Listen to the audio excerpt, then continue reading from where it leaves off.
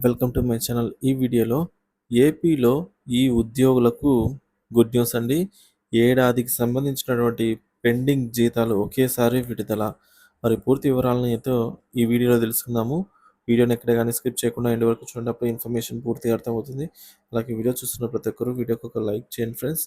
వీడియోని తోటి ఉద్యోగ మిత్రులతో అయితే షేర్ చేయండి. కొత్తగా మన ఛానల్ చూస్తున్నవారు సబ్స్క్రైబ్ చేసుకున్నట్లయితే దయచేసి మన ఛానల్ని సబ్స్క్రైబ్ చేసుకోండి. దీని ద్వారా ఉద్యోగ పెన్షన్‌కి సంబంధించిన తాజా అప్డేట్ న్యూస్ ఎప్పటికప్పుడు మీ వరకు రీచ్ అవుతుంది. ఆలస్యం చేయకుండా వీడియోలోకి అయితే వెళుదాము. ఫ్రెండ్స్, కుప్పం ద్రవిడ యూనివర్సిటీ ఉద్యోగులకు గుడ్ న్యూస్.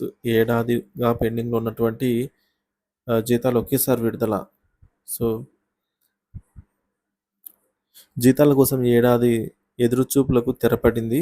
మంత్రి నారా లోకేష్ ఆదేశాలతో కుప్పం ద్రవిడ యూనివర్సిటీ సిబ్బందికి ఏడాది జీతాలైతే పడ్డాయి. ఈ విషయాన్ని మంత్రి నారా లోకేష్ గారు ఎక్స్ వేదికగా ప్రకటించారు. ఉద్యోగులకు 2.86 కోట్లు విడుదల చేసినట్లు ఈ మేరకు తెలియజేశారు. ఏడాది కాలంగా జీతాలు రాక అవస్థలు పడుతున్నటువంటి ఉద్యోగులకు ఏపీ సర్కార్ గుడ్ న్యూస్ చెప్పింది. ఏడాది జీతాలను ఒకేసారి విడుదల చేసింది. మంత్రి లోకేష్ ఈ విషయాన్ని ఎక్స్ వేదికగా తెలిపారు. అలాగే అధికారికంగా ఒక ప్రకటన విడుదల చేశారు. కుప్పం ద్రవిడ యూనివర్సిటీ సిబ్బందికి ఏడాది నుంచి జీతాలు నిలిపివేశారని, ఈ విషయం తన దృష్టికి రావడంతో వారికి పెండింగ్ జీతాలైనటువంటి 2.86 కోట్ల రూపాయలను విడుదల చేస్తూ జీవో జారీ చేసినట్లు మంత్రి లోకేష్ తెలిపారు. గత 5 ఏళ్లలో జగన్ సర్కార్ నిర్వీర్యం చేసినటువంటి ఉన్నత విద్యా రంగాన్ని తిరిగి గాడిలో పెట్టడానికి అన్ని చర్యలు తీసుకుంటున్నాము. కుప్పం ద్రవిడ యూనివర్సిటీ సిబ్బందికి సంబంధించి ఏడాది నుంచి జీతాలు నిలిపివేసిన రాక్షసానందం పొందారు. ఈ విషయాన్ని అక్కడి ఉద్యోగులు నా దృష్టికి తెచ్చిన వెంటనే పెండింగ్ జీతాలు అయినటువంటి 2,086 కోట్లను 2.86 2,86 విడుదల చేస్తూ జీవో ఇచ్చాము. రాష్ట్రంలో చంద్రబాబు నేతృత్వంలోని ప్రజాప్రభుత్వం విద్యా ప్రమాణాలను మెరుగుదలకు అనువైన అవసరమైనటువంటి అన్ని చర్యలు తీసుకుంటుందని అయితే మంత్రి నారా లోకేష్ ఈ సందర్భంగా చెప్పుకొచ్చారు. ఇక ఉద్యోగుల బదిలీల గడువు పెంపండి. ఉద్యోగుల బదిలీలపై ఏపీ ప్రభుత్వం కీలక నిర్ణయం తీసుకుంది.